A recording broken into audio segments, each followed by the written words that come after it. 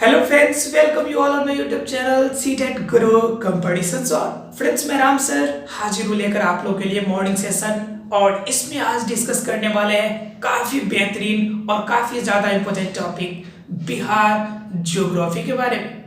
Friends, जो भी student PPSC में पार्टिसिपेट करना चाहते हैं उन स्टूडेंट के लिए काफ़ी ज़्यादा हेल्पफुल होने वाला है। इसके अतिरिक्त जो भी स्टूडेंट बिहार एसआई में पार्टिसिपेट करेंगे उनके लिए भी होगा इंपॉर्टेंट, क्योंकि ये प्री टू मैथ्स लेवल के लिए कंप्लीट फॉर्म में जियोग्राफी का सार है। अर्थात कि एक एक पॉइंट डीप में है, लेकिन काफी शॉर्ट वे से हम आपके लिए लेकर आए हैं। बिल्कुल वो टॉपिक जो आपके एग्जाम में क्वेश्चंस होते हैं, क्योंकि इसके बाद हम आपको प्रैक्टिस भी कराएंगे, ऑब्जेक्टिव सेशन भी देंगे, ऑब्जेक्टिव क्वेश्चंस भी देंगे। इसलिए मैं सभी डिटेल्स एनालिसिस को कि बिल्कुल शॉर्ट वे में जो आपको एकदम ट्रिकी तरीके से याद रह सके, आपको रटने की आवश्यकता नहीं पड़ेगी। हर पॉइंट का एक ट्रिक, एक तरीका मैं दूंगा, जिससे कि आपके जीके लगेगा कि आपने ज्योग्राफी की जीके आपने पढ़ी नहीं, आपको रटना ही नहीं पड़ा। बिल्कुल शॉर्ट वे में ऐसे लगेगा जैसे कि हर कुछ आपके दिमाग में ही है, बिल्कुल याद है। ऐसे इस तरह से हमारी पढ़ाई होगी। अगर बिलीव नहीं है, सेशन देख के देखिए, आपकी कंप्लीट पॉइंट क्लियर हो जाएगी। फ्रेंड्स, ये सेशन प्रतिदिन सुबह 9 बजे आता है और अभी जो पार्ट हमारा चल रहा है वो हमारा जियोग्राफी का पार्ट है। Sequence wise part 1, part 2, part 3 करके सभी पार्ट्स को हम लोग देख रहे हैं। इसलिए फ्रेंड्स, इस सेशन में आप कंटिन्यू हमारे साथ बने रहें। अगर इस चैनल पे आप नए हैं तो चैनल को जरूर सब्सक्राइब करें, अपने फ्रेंड्स को भी शेयर करें, और अगर सेशन अच्छा लगे तो लाइक बटन क्लिक करना ना भूलें। आइए फ्रेंड्स, बिना लेट किए हुए स्टार्ट करते हैं बिहार ज्योग्राफी का ये morning session. Hello friends, welcome back once again on my YouTube channel CTET Guru competitions on. Friends, मैं राम सर हाजिर हूँ फिर एक बार फिर से लेकर आप लोग के लिए एक स्पेशल भूगोल का अर्थात बिहार भूगोल का सेशन। फ्रेंड्स, ये हमारा पार्ट 4 होगा और ये आखिरी पार्ट होगा। ये पार्ट 4 और ये लास्ट पार्ट होगा, जिस पार्ट में हम सभी इंपॉर्टेंट पॉइंट को देख लेंगे जो भी आपके बीपीएससी के या फिर बिहार दरोगा के एग्जाम्स में आने वाले हैं।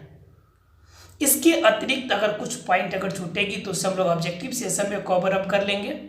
जनरली जो इम्पोर्टेंट बातें थी ज्योग्राफिकल एरिया के हिसाब से या फिर अभ्यारण्य के हिसाब से, या फिर जो कुछ भी इम्पोर्टेंट क्वेश्चंस आपके एग्जाम में आते हैं नदी परियोजना से या फिर सिंचाई व्यवस्था से, जितने भी आपके व्यवस्था आपके भौगोलिक एरिया के अंतर्गत जनरली प्रमुख आते हैं, उन प्रमुख पार्ट्स को हम लोगों ने इन 4 पार्ट में कन्वर्ट करके देख लिया था। अब इनके बाद की पार्ट हम लोग ऑब्जेक्टिव सेशन के रूप में भी कवर करेंगे। उसके बाद आपके जो जनरली क्वेश्चंस आते हैं, स्पेशली क्वेश्चंस, वैसे क्वेश्चंस जो क्वेश्चंस आपके भारत के ज्योग्राफिकल एरिया से आते हैं, तो उनके लिए 1 या 2 सेशन और रहेगा, जिनमें पूरे भारत के ज्योग्राफिकल एरिया को आपको क्लियर कर देंगे पॉइंट जो कि आपके एग्जाम्स के लिए इंपॉर्टेंट है। क्लियर फ्रेंड्स, इस तरह से आपका ज्योग्राफी का सेक्शन क्लियर हो जाएगा। आप हमारे साथ कंटिन्यू बने रहें। पार्ट 3 तक के हमने पार्ट क्लियर कर लिया है। अगर आपने नहीं देखा हो तो प्लीज़ आप इन तीनों पार्ट्स को जरूर देख लें, इजी होगा आगे के पार्ट को समझने के लिए। फ्रेंड्स, अभी तक हम लोग देखा था बिहार के प्रमुख सिंचाई परियोजना के अंतर्गत, इनमें हमने पहला देखा था अभी सोन बहुउद्देशीय परियोजना, जो कि 1874 में लागू हुआ था, और इनसे प्रभावित जिलों में औरंगाबाद, अरवल, पटना, गया, आड़ा, बक्सर, रोहतास, ये सभी इलाका जो थे काफ़ी ज़्यादा प्रभावित है। अर्थात कि यहाँ पे नहर की सुविधा मिली, सिंचाई व्यवस्था का परियोजना काफ़ी बेहतर हुआ इनके लिए। इनके अतिरिक्त यहाँ पर आपको बिजली उत्पादन के लिए विद्युत केंद्र भी बने, जिनसे आपका 2 तरह के बने, एक डेयरी आपका जल परियोजना विद्युत केंद्र, और दूसरा आपका वरुण जल केंद्र। ठीक है, एक में आपका 6.6 मेगावाट और दूसरा में 3.3 मेगावाट आपकी बिजली उत्पन्न हो रही थी। यहाँ तक सभी को पॉइंट क्लियर था। कमेंट्स पे किसी का ऐसा नहीं आया था जवाब कि आपका किसी को कोई डाउट है। इसलिए फ्रेंड्स, अब बिना लेट किए हुए सेशन हम लोग आगे के पार्ट्स को देखेंगे। आप कंटिन्यू बने रहें, क्योंकि अगले पार्ट में हम आपके लिए ऑब्जेक्टिव सेशन लेकर आने वाले हैं, जो कि आपके स्पेशली बिहार भूगोल से क्वेश्चंस जो आपके एग्जाम्स में आते हैं, बीपीएससी में आ चुके हैं या फिर बिहार दरोगा में आ चुके हैं, या फिर आपके ज़्यादातर जो क्वेश्चंस पूछे जाते हैं उन ऑब्जेक्टिव क्वेश्चंस को हम लेकर आपके लिए आ रहे हैं। ठीक है, उसके बाद हम लोग भारत के भूगोल को भी देखेंगे। इसलिए फ्रेंड्स आप हमारे साथ कंटिन्यू बने रहे, सेशन को लाइक करें अगर बढ़िया लगे तो, और चैनल पे अगर आप नए हो तो प्लीज़ सब्सक्राइब करें और अपने फ्रेंड्स को शेयर करना नहीं भूलें, क्योंकि जब तक शेयर नहीं करेंगे तब तक सीमित लोगों के पास ही पहुंचेगा, सीमित लोगों को ही फायदा होगा। मैं चाहता हूं कि ज़्यादा से ज़्यादा लोगों को ईजी वे से फ़ायदा हो, बेनिफिट हो, जो स्टूडेंट एग्जाम में बैठना चाहते हैं उनका एग्जाम क्रैक हो। इसलिए फ्रेंड्स ज़्यादा से ज़्यादा आप अपने फ्रेंड्स को शेयर करना ना भूलें। आइए फ्रेंड्स देखते हैं इसमें आगे की पार्ट जो आज हमें देखनी है वो कौन सी पार्ट आपकी है। आज देखनी हम लोग को फ्रेंड्स कोसी परियोजना के बारे में। हम लोग देखा था सोन नदी की परियोजना, अब देखना है फ्रेंड्स कोसी परियोजना के बारे की पॉइंट की आपको देखना है। चलिए देखते हैं फ्रेंड्स इसमें क्या क्या पॉइंट है, कैसे हम लोग देखेंगे, क्या क्या इंपॉर्टेंट है इसमें। कह रहा है कि भारत और नेपाल सरकार की संयुक्त परियोजना है।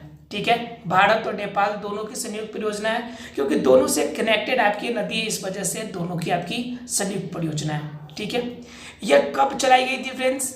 यह आपकी 1954 में, 1954 में। तो फ्रेंड्स ये क्या हुआ कि यह परियोजना चलाने के लिए 1954 में नेपाल के साथ क्या हुआ, एक समझौता किया गया, जिसमें 1961 में संशोधन किया गया और उसके बाद इस परियोजना की नींव रखने की बात करी गई। ये 1954 में किया गया था, जबकि इसके पहले की जो योजना था वो 1874 में आपकी चली थी, सोन नदी की परियोजना। उसके बाद ये परियोजना 1954 की है, जो 1954 में नेपाल के साथ भारत का एक क्या हुआ, समझौता हुआ, जिनके अंतर्गत इस परियोजना की बात रखी गई। ठीक है, और इस निर्माण कार्य की जब 1954 में बात कही गई तो उसके बाद क्या हुआ, 1955 में इसमें कार्य प्रारंभ कर दिया गया। 1954 में समझौता हुआ, 1955 में कार्य शुरू हो गया। लेकिन क्या हुआ कि फिर उसमें कुछ समस्या आने लगी, कुछ प्रॉब्लम आने लगी, जिनकी वजह से 1961 में कुछ चेंजेस किए गए। ठीक है, लेकिन उसके बाद फिर से 1963 में यह जाकर बनके तैयार हुआ। कब हुआ? 1954 में समझौता हुआ, 1955 में कार्य शुरू हुआ, 1961 में संशोधन किया गया, 1973 में बनकर 63 में बनकर तैयार हो गया। ठीक है, इनका बनाने का मुख्य उद्देश्य क्या था? पहला नंबर चीज की कोसी नदी की वजह से जो आपकी बाढ़ की स्थिति आती है, जिसे शोक नदी के नाम से भी जाना जाता है। आप लोगों ने सुना होगा कोसी नदी को शोक नदी के नाम से भी जाना जाता है। ये क्वेश्चन अक्सर एग्जाम में क्वेश्चन आते हैं, इसे याद रखिएगा। तो बाढ़ की वजह से, ठीक है, तो बाढ़ नियंत्रण के लिए, सिंचाई व्यवस्था को मजबूत करने के लिए, जिन क्षेत्रों में आपकी नदी की पानी नहीं पहुंच पाती वहां पे सिंचाई व्यवस्था के लिए, जल विद्युत उत्पादन के लिए, ठीक है, मलेरिया उन्मूलन, ठीक है, पानी गड्ढों में इकट्ठा हो जाते थे बाढ़ की वजह से, जिनकी वजह से आपके मच्छर उत्पन्न होते थे, तो मलेरिया के उन्मूलन की वजह से। उसके बाद भूमि संरक्षण की वजह से, क्योंकि यह जब आती थी बाढ़ तो बहुत अधिक कटाई होती थी, यानी कि कटाव की वजह से काफ़ी ज़्यादा भूमि इलाका नदी में मिल जाते थे। इस भूमि संरक्षण को बचाने के लिए इस परियोजना की नींव रखी गई थी। ठीक है, यानी पहला बाढ़ नियंत्रण, सिंचाई, जल विद्युत, ठीक है, उसके बाद मलेरिया उन्मूलन और भूमि संरक्षण जैसे कार्यों के लिए इनका नींव रखा गया था। यह 1954 में भारत और नेपाल के बीच में प्रादुर्भाव किया गया था। 1955 में काम शुरू हुआ, कुछ समस्या आने की वजह से 1961 में काम रुका हुआ था, फिर से संशोधन हुआ और लाइट लास्ट 1963 में बनकर तैयार हुआ। क्लियर है फ्रेंड्स? 1954 से लेकर 1963 तक की कहानी सबको क्लियर है। इसमें मेनली आपको याद रखना है कि बाढ़ के लिए, अर्थात कि बाढ़ नियंत्रण के लिए, सिंचाई के लिए, जल विद्युत के लिए, ठीक है, इन सभी चीज़ों के लिए आपका मेनली इसका यूज किया गया था। ठीक है, प्रादुर्भाव 1954 में बन के तैयार हुआ 1963 में। क्लियर है फ्रेंड्स सबको? दूसरी पिछले वाला हम लोग पढ़े थे जो 1874 में थी, ये सबको याद होगा, किसी को डाउट इसमें नहीं होना चाहिए। जरा गौर कीजिएगा फ्रेंड्स आगे की पार्ट को। तो ये देखिए आपकी कोसी नदी परियोजना, ये दिख रही है आपको, थोड़ा सा मैं जूम कर देता हूं।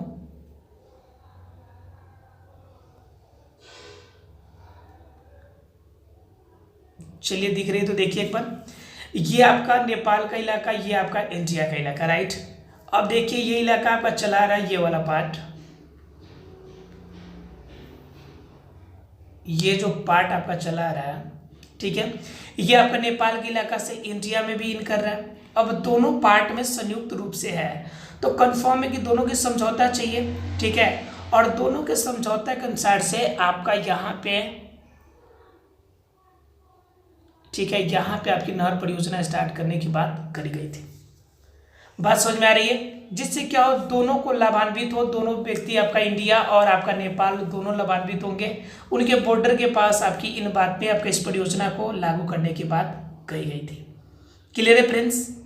ये दिख रहा है आपको नदी परियोजना? जरा सा गौर कीजिएगा इनके पॉइंट पे। आपका इंपॉर्टेंट पॉइंट क्या कहता है मैडम, इस नदी पर अनेक बांध तटबंध निर्मित किए गए। जैसे कि हम लोग पीछे देखे थे, दो तरह के आपके मेनली डिहरी बांध आपका था सोन नदी पर। सोन नदी के आपके बारूण नामक जगह पर डिहरी बांध बनाया गया था। ठीक है, तो इस पर भी अनेक आपके बांध निर्मित किए गए थे। ठीक है, और अनेक नहरें निकाली गई थी। वहां पे दो नहरें हम लोग देखे थे, पूर्वी नहर और पश्चिमी नहर। ठीक है, पूर्वी नहर में हमने देखा था 5 जिलों के बारे में, जिसमें आपका मेनली क्या था, कौन कौन से मेनली नहर थे, फटाफट बताइए फ्रेंड्स।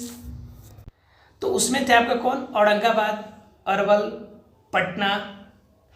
जबकि दूसरे तरफ देखिएगा तो आपका क्या था, दूसरे तरफ आपका भोजपुर था। ठीक है, कैमूर था। बात समझ में आ रही है? इन इलाका में आपका ज़्यादा बेनिफिट हुआ था। भोजपुर, आपका कैमूर, ये सभी इलाका ज़्यादा प्रभावित हुए थे। तो यहाँ से भी बहुत सारे आपके बांध तटबंध बांधे थे और उनके बाद उनसे नहरें भी निकाली गई थी। स्पेशली ये कहता है हनुमान नगर नेपाल, जो कि बिहार के सीमा पर स्थित है, अर्थात कि इंडिया और आपके नेपाल के सीमा पर स्थित है। आपका ये देखिए हनुमानगढ़ का इलाका, ये पूरा इलाका, राइट। ठीक है, हनुमान नगर जो कि नेपाल का आपका है, जो कि बिहार के सीमा पर स्थित है, में कंक्रीट बांध का निर्माण किया गया था, अर्थात कि कंक्रीट के यूज करके बांध बनाया गया था। इस बांध की लंबाई 1140 मीटर थी। लंबाई इसकी कितनी है बांध की, 1140 मीटर। हम लोग देखा था सोन आपके नदी पर जो आपका बांध बना था 3801 आपका मीटर का था ऊंचाई, लंबाई फ्रेंड्स 3801 मीटर और ऊंचाई 2.44 मीटर था। याद आ रहा है आप लोग को? कंपेरिजन करके पढ़िए, थोड़ा सा तुलना कीजिएगा तो आसानी से दोनों पॉइंट याद रहेगा। यह 1140 मीटर का था, जबकि वो कितने का था, 3801 मीटर का था। क्लियर है फ्रेंड्स? यहाँ पर भी जो नदी परियोजना बन रही है, इनमें दो नहरें, दो तरफ की नहरें निकाली गई, पूर्वी कोसी और पश्चिमी कोसी नहर प्रणाली। याद रहेगा सबको? यह 1954 में स्टार्ट हुआ था, 1963 में बनके तैयार हुआ।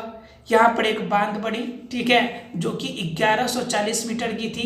यह बांध कहाँ बनी थी, हनुमान नगर पटना में, सॉरी पटना नहीं, माफ कीजिएगा, हनुमान नगर नेपाल में, राइट, हनुमान नगर नेपाल में बांध बनी थी, जो कि आपका बिहार के बॉर्डर से कनेक्टेड है। कितना ऊंचा था, 1140 मीटर। क्लियर है फ्रेंड्स सबको? जिनके वजह से यहाँ पे जो बांध बनी थी और बांध के सारे यहाँ पे दो नहरें निकाली गई थी, एक पूर्वी कोसी नहर और दूसरी पश्चिमी कोसी नहर प्रणाली। सभी को क्लियर है फ्रेंड्स? फटाफट बोलिएगा फ्रेंड्स, क्लियर है सब किसी को? चलिए अगर क्लियर है तो जरा सा देखिए, पूर्वी और पश्चिमी दोनों की बात करेंगे। देखिए क्या कहता है, पूर्वी आपका कोसी नहर प्रणाली में मुख्यतः नहर की लंबाई 44 किलोमीटर थी। कितनी थी नहर थी, 44 किलोमीटर। ठीक है, इनकी शाखाएं कितनी थी, 4 शाखाएं थी। आपका पहला कहाँ जा रहा था, मुरलीगंज नहर, जिसकी लंबाई 64 किलोमीटर। जानकी नगर नहर, ठीक है, इसकी लंबाई 82 किलोमीटर। पूर्णिया नहर की लंबाई 64 किलोमीटर। अररिया नहर की लंबाई 52 किलोमीटर। इस तरह से आपकी पूर्वी जो कोसी नहर की लंबाई थी टोटल कितनी थी, 44 किलोमीटर। अब एक बात आप जरा सा ध्यान रखिएगा कि इसमें आप ये नहीं सोचिएगा कि 44 किलोमीटर पूर्वी नहर किया जा रहा है, 64 किलोमीटर, 82 किलोमीटर, 64 किलोमीटर, यह किस फॉर्म में बात की जा रही है, अलग नहर की बात की जा रही है, मुरलीगंज नहर है, पूर्वी कोसी नहर की बात नहीं हो रही है अभी। ठीक है, बात ध्यान रखिएगा, समझिएगा जरा सा। मुरलीगंज नहर की लंबाई 64 किलोमीटर। ये अलग अलग क्वेश्चन आएंगे पार्ट वाइज, ठीक है, हम इसकी भी बात करेंगे नीचे की पॉइंट में। ठीक है, ये जान लीजिए इनसे रिलेटेड, इसलिए इस पॉइंट को इस पे डाल दिए। मुरलीगंज नहर की लंबाई 64 किलोमीटर, जानकी नगर नहर 82 किलोमीटर, पूर्णिया नहर 64 किलोमीटर और अररिया की नहर की लंबाई कितनी है, 52 किलोमीटर है। क्लियर है फ्रेंड्स? ये चारों शाखाएं आपकी। उसके बाद क्या, पूर्वी कोसी नहर प्रणाली की इन शाखाओं में नेपाल एवं बिहार के मधेपुरा, सहरसा, पूर्णिया, कटिहार आदि जिलों में सिंचाई किया जाता है। अर्थात कि मधेपुरा, सहरसा, पूर्णिया, कटिहार, ये इन जिलों में इनकी आपकी उपयोग किया जाता है। क्योंकि क्या होता है कि आपका पूर्णिया का इलाका जो है आपका, वह आपका किनसे कनेक्टेड है, मधेपुरा, सहरसा, पूर्णिया, वह आपके कोसी नदी के किनारे वाले इलाका से कनेक्टेड है। ठीक है। सिंचाई की जाती है पूर्वी कोसी नहर पर कटैया में 20 मेगावाट विद्युत उत्पादन की केंद्र स्थापित किया गया। यह कटैया का जो आपका है, ये बहुत क्वेश्चन पूछा जाता है। कटैया जो 20 मेगावाट विद्युत उत्पादन का केंद्र है, यह आपका किस नहर पे या किस नदी के आपके पानी पे आधारित है, तो आपका कोसी नहर है, पूर्वी कोसी नहर, याद रहेगा फ्रेंड्स सबको।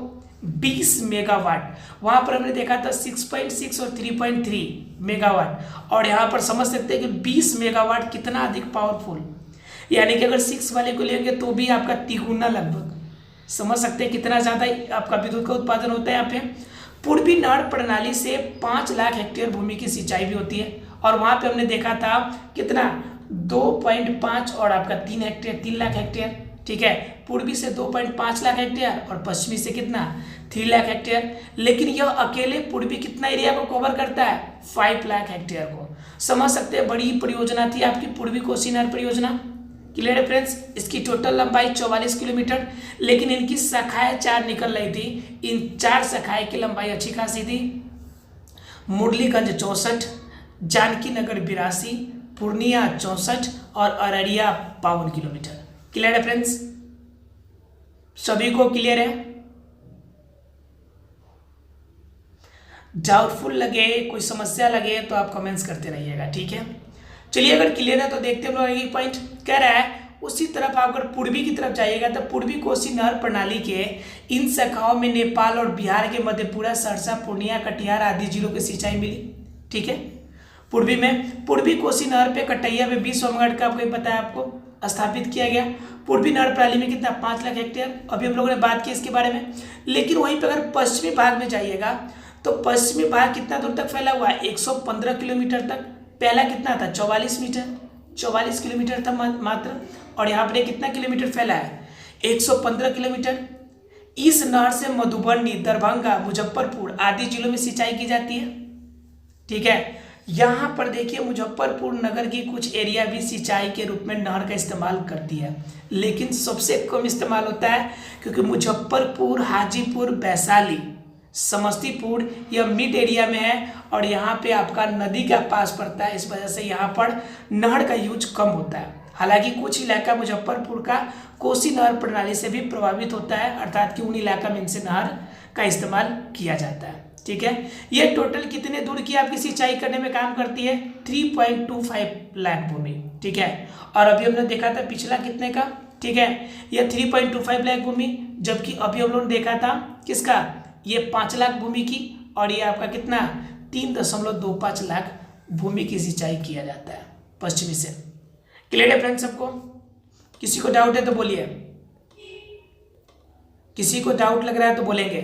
कोसी परियोजना कब स्टार्ट किया गया, 1954 में, आपका बनके तैयार हुआ 1963 में। क्यों बनाया गया, बाढ़ नियंत्रण, सिंचाई, ठीक है, और आपके जल विद्युत उत्पादन, मलेरिया उत्पादन उन्मूलन और भूमि संरक्षण आदि कार्यों के लिए किया गया था।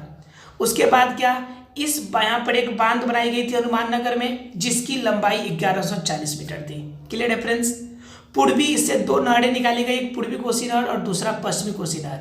ठीक है, पूर्वी कोसी नहर से आपकी 4 प्रकार की आपकी शाखाएं निकली।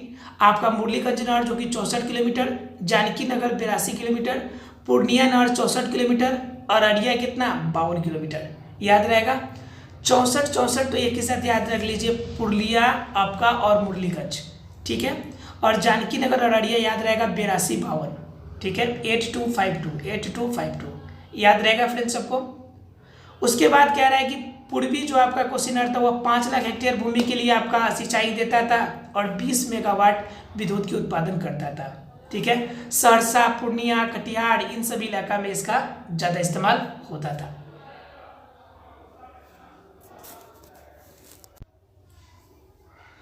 उसके बाद क्या है, इससे 20 मेगावाट और 5 लाख हेक्टेयर भूमि की सिंचाई होती है। ठीक है, अगर और की बात करें फ्रेंड्स तो ये आपका जो जनरली पश्चिमी वाला है वह आपका 115 किलोमीटर का आपका लंबा है, और इस नहर से क्या होती है जी, जनरली मधुबनी, दरभंगा और मुजफ्फरपुर वाले इलाका में सिंचाई की व्यवस्था होती है और यह 3 लाख हेक्टेयर भूमि की सिंचाई की जिम्मेवारी रखता है। क्लियर है फ्रेंड्स? सबको याद रहेगा? सबको याद रहेगा? ये देख लीजिए एक बार, 1954, एक बार समझ लीजिए, 1954 में आपका स्टार्ट हुआ, समझौता हुआ, 1963 में बनके तैयार हुआ, राइट? ठीक है, जरा देखिए, आपका अलग पेज लेता हूँ। देखिए 1954-55 में यह कार्य स्टार्ट हुआ था। ठीक है, यह इसके लिए क्या हुआ, बांध बन के तैयार 1954-55 में हुआ और यह नहर परियोजना कब स्टार्ट हुआ, 1963 में, राइट? क्लियर है फ्रेंड्स? उसके बाद क्या हुआ, इसके बाद यह आपका हनुमान नगर बांध बना। कहाँ पे आपका हनुमान नगर बांध, कहाँ पे, नेपाल में बना। ठीक है, बनने के बाद क्या हुआ, हनुमान नगर में जब बांध बना तो बांध बनने के बाद वहां से 2 नहरें निकली। ठीक है, 2 नहर बनाई गई, एक आपका पूर्वी नहर, ठीक है, और दूसरी आपकी पश्चिमी नहर। पूर्वी एक और दूसरी नहर कौन सी, पश्चिमी नहर। पूर्वी नहर से आपका जनरली 5 लाख हेक्टेयर भूमि की सिंचाई की बात रखी गई, जबकि पश्चिमी नहर से 3.5 लाख हेक्टेयर भूमि की सिंचाई की बात कही गई।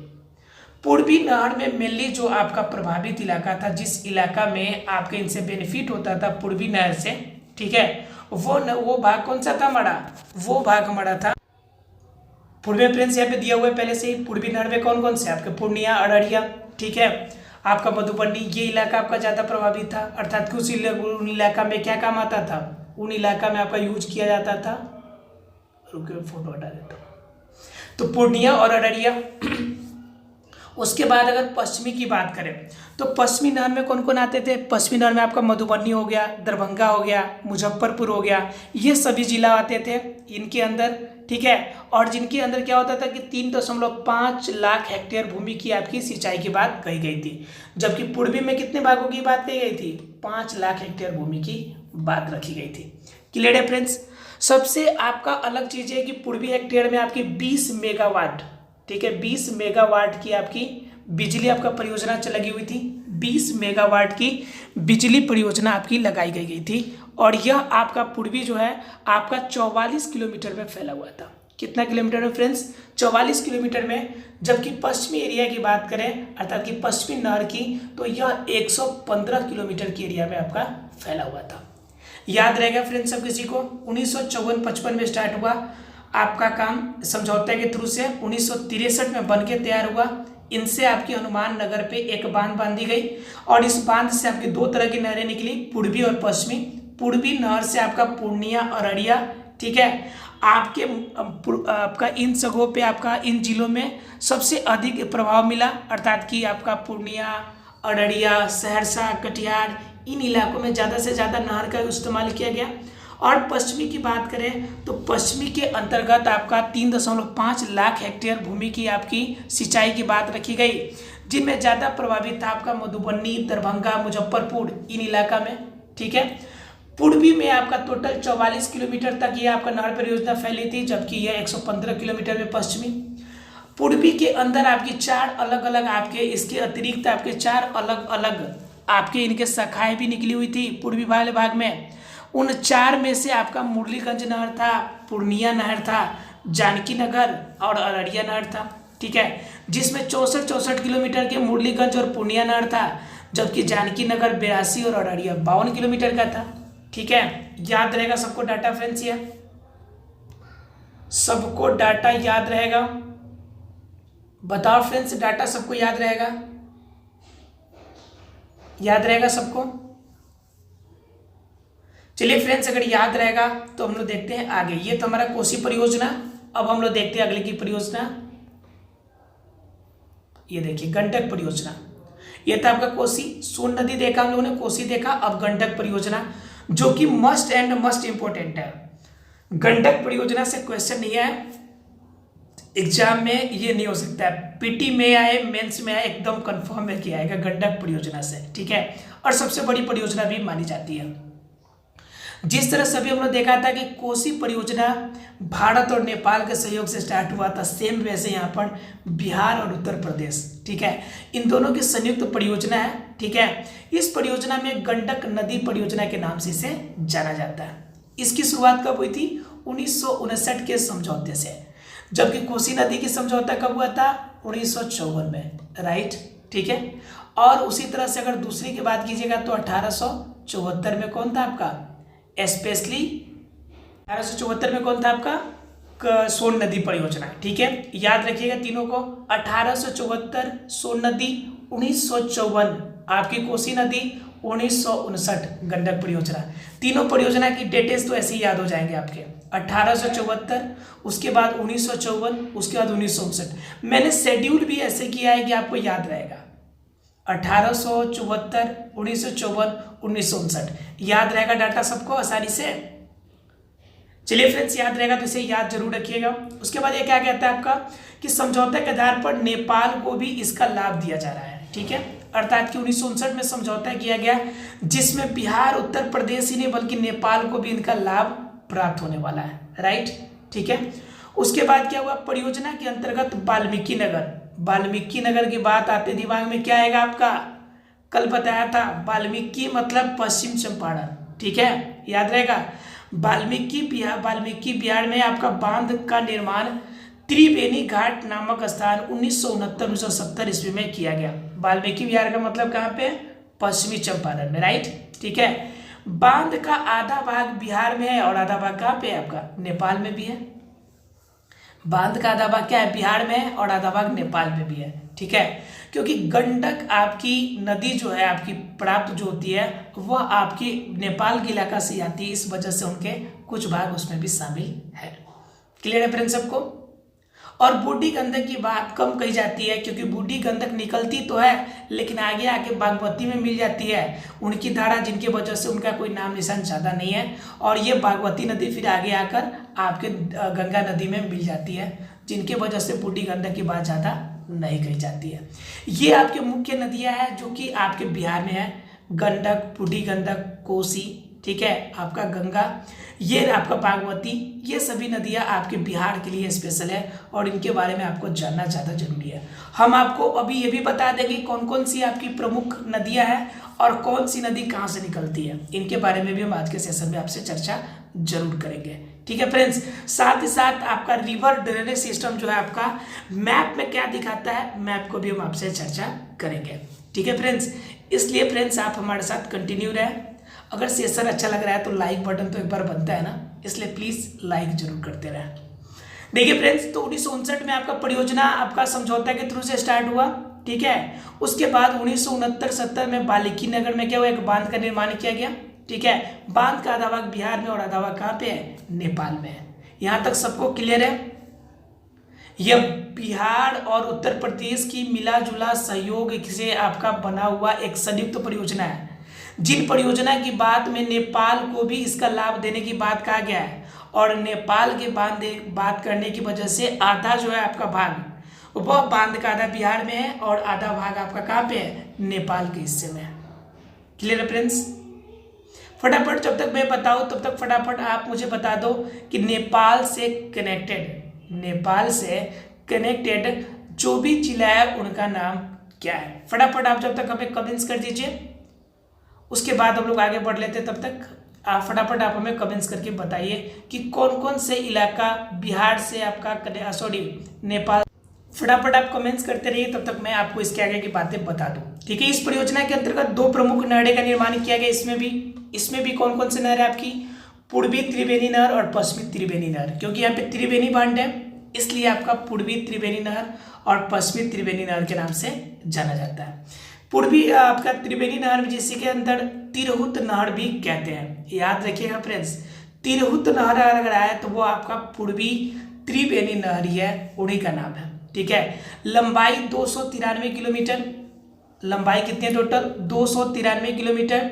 और इनसे कितनी भूमि आपकी सिंचाई होती है? सबसे अधिक अभी तक का 6.6 लाख हेक्टेयर। अभी तक तो सबसे अधिक देखा था हमने पूर्वी कोसी में 5 लाख हेक्टेयर, पश्चिमी में आपका 3.5 हेक्टेयर, इसके अतिरिक्त हमने देखा था सोन नदी में एक था आपका 3 हेक्टेयर और एक था 2.5 हेक्टेयर, लेकिन सबसे अधिक यहाँ पर हो गया आपका पूर्वी त्रिवेणी नहर में 6.6 लाख हेक्टेयर भूमि। ठीक है, इस नहर से आपका पूर्वी चंपारण, भाई पूर्वी चंपारण तो होना ही, जब वाल्मीकि नगर में होगा तो पूर्वी चंपारण को नहीं मिलेगा। पूर्वी चंपारण, पश्चिमी चंपारण, मुजफ्फरपुर, वैशाली, समस्तीपुर आदि जिलों में सिंचाई की व्यवस्था होती है। ठीक है, इस नहर से सर्वाधिक हमने आपको दिखाया था, वहाँ पे पश्चिमी चंपारण सबसे अधिक नहर से सिंचाई वाला इलाका दिखाए थे हम आपको। क्यों दिखाए थे? क्योंकि वाल्मीकि नगर में ही अगर आपका सिंचाई के लिए नहर बना हुआ है तो बताओ सबसे ज्यादा वहां पे नहर मिलेगी, सबसे ज्यादा वहां पे सिंचाई होगी कि नहीं होगी? उससे होगी ना। इसलिए आपको मैंने बताया था पश्चिमी चंपारण जो है आपका सबसे अधिक आपके नहर परियोजना में सबसे अग्रणी जिला माना जाता है। ठीक है, इस नहर से सर्वाधिक लाभ प्राप्त करने वाले जिलों में आपका पश्चिमी चंपारण आता है। ठीक है, आगे यहाँ पर भी ना कि पश्चिमी चंपारण इनसे सबसे ज्यादा लाभ प्राप्त होता है। फ्रेंड्स, अभी हमने आपसे क्वेश्चन पूछा था, फटाफट आपको बताना था कि नेपाल से कनेक्टेड जिला। मैंने आपको इसके लिए फॉर्मूला दिया था, एक ट्रिक दिया था, वी से मास्क, अगर याद हो तो अच्छी बात। याद आ रहा है फ्रेंड्स? वी से मास्क हमने दिया था आपको। वी से मास्क के अंदर मैंने बताया था वेस्ट चंपारण, ईस्ट चंपारण, उसके बाद कौन आपका सीतामढ़ी, मधुबनी, सुपौल, अररिया और किशनगंज। राइट, वी से मास्क आपको मैंने फॉर्मूला दिया था, एक ट्रिक फॉर्म में दिया था। डब्ल्यू से वेस्ट चंपारण, ई से ईस्ट चंपारण, ए से सीतामढ़ी, एम से मधुबनी, ए से आपका अररिया, उसके बाद आपका एस से सुपौल और के से आपका किशनगंज। वी से मास्क याद आ रहा है आप लोग को? याद आ रहा है फ्रेंड्स? ये आपके नाम थे। जिन्होंने भी दिया उसके लिए थैंक्स, जिन्होंने नहीं दिया उनको आपको ध्यान देना है, थोड़ा सा अपना पर केयर रखना पड़ेगा। पीछे की बातें आप भूलेंगे तो इजी नहीं रहेगा आपके लिए, फिर टफ होते चला जाएगा। इसलिए पॉइंट आपको याद करते हुए, रिवाइज करते हुए चलना है। ठीक है, चलिए फ्रेंड्स देखते हैं फिर आगे। तो ये आपकी नदी परियोजना थी आपके, इनके अंतर्गत हमने देखा आप लोगों ने पूर्वी नहर की। ठीक है, पूर्वी त्रिवेणी नहर की बात। अब जरा सा देखिए पश्चिमी नहर की बात। तो ये कितना आपका किलोमीटर है? 200 किलोमीटर। ठीक है, 293 किलोमीटर था आपका पूर्वी, जबकि पश्चिमी सिर्फ कितना है? 200 किलोमीटर में दूर में फैला हुआ है। नेपाल में 19 किलोमीटर फैला हुआ है, जबकि उत्तर प्रदेश में 112 किलोमीटर और बिहार में 69 किलोमीटर। यानी कि कुल मिला के हर एरिया में फैला हुआ है, बिहार में भी और प्लस में आपका नेपाल में भी, और आपका कहाँ पर? बिहार, नेपाल, और कहाँ फैला हुआ है आपका? उत्तर प्रदेश। ठीक है, 19 किलोमीटर नेपाल, आपका उत्तर प्रदेश में 112 किलोमीटर, यानी सबसे ज्यादा उत्तर प्रदेश प्रभावित है। बिहार में 69 किलोमीटर भाग में फैला हुआ है। इस नहर को सारण नहर भी कहते हैं। जो सारण इलाका के हैं, अपने इलाका के हैं, मैं भी सारण जिला से बिलोंग करने वाला हूँ। आप लोग में से जितने कोई सारण नहर को जानते हैं उसे याद रखेंगे, सारण नहर कहते हैं इसे। पश्चिमी त्रिवेणी नहर को सारण नहर भी कहते हैं। बड़ी गर्व की बात है। इससे संचित जिले में सारण प्रमंडल के गोपालगंज, सारण, ठीक है, और आपके सिवान, ये आपके अंतर्गत आते हैं। ठीक है, जो स्पेशली मेरे लोकेलिटी से बिलोंग करने वाले लोग हैं, मतलब कि स्पेशली कोड़ा बाजार और दाऊदपुर जैसे इलाका से बिलोंग करने वाले हैं, तो जो नहर हम लोग के पास से गुजरती है वो नहर भी इसी का पार्ट है। ठीक है, जो भी स्टूडेंट हमारे स्पेशली हमारे एरिया से बिलोंग करते हैं उनके लिए मैं बता दूं कि सारण में जो आपका एकमा दाऊदपुर होते हुए जो नहर निकल रही है वह आपका ये पश्चिमी त्रिवेणी नहर ही है। क्लियर है फ्रेंड्स सबको? क्लियर है सबको? जो पिलुई नहर से होते हुए गुजरती है। ठीक है, ये सारण नहर ही है और यह आपका पश्चिमी त्रिवेणी नहर से आपका निकल के आता है, जो कि पश्चिम चंपारण में है, वाल्मीकि नगर में। क्लियर है फ्रेंड्स? इससे लगभग 4.84 लाख हेक्टेयर भूमि की सिंचाई होती है। ठीक है, इससे 4.84 लाख हेक्टेयर भूमि की सिंचाई होती है। क्लियर है सबको? ये 200 किलोमीटर तक फैला हुआ है। 19 किलोमीटर नेपाल में, 112 किलोमीटर आपका उत्तर प्रदेश में और 69 किलोमीटर की एरिया फैली हुई है। कहाँ पे? बिहार में आपकी फैली हुई है। ठीक है, क्लियर है फ्रेंड्स सबको? इससे 4.84 लाख हेक्टेयर भूमि की सिंचाई होती है। गोपालगंज, सारण, सिवान, इन सभी इलाका में यह आपका नहर का पानी जो होता है वो देते रहता है। क्लियर है फ्रेंड्स सबको? चलिए अगर क्लियर है तो देखते हैं आगे की पॉइंट, और ये क्या कहता है इसे शॉर्ट में क्या क्या याद रखने वाली चीजें उनको भी देखेंगे हम लोग इसमें का। गंडक परियोजना के अंतर्गत दो और नहर पूर्वी नेपाल नहर और पश्चिमी नेपाल नहर स्थित है। ठीक है, दो तो आपका चंपारण से निकल गया जो कि आपका पूर्वी चंपारण आपका पूर्वी और पश्चिमी भाग में निकल गया, लेकिन यहाँ पे दो और नहर निकलती है जो पूर्वी नेपाल और पश्चिमी नेपाल नहर को तरफ जाती है, लेकिन दोनों नहर नेपाल में ही स्थित है। ठीक है, पश्चिमी नेपाल नहर पर ही नेपाल में सूरजपुरा में जल का विद्युत केंद्र स्थापित है, जबकि पूर्वी नेपाल नहर पर वाल्मीकि नगर में जल विद्युत केंद्र स्थापित है।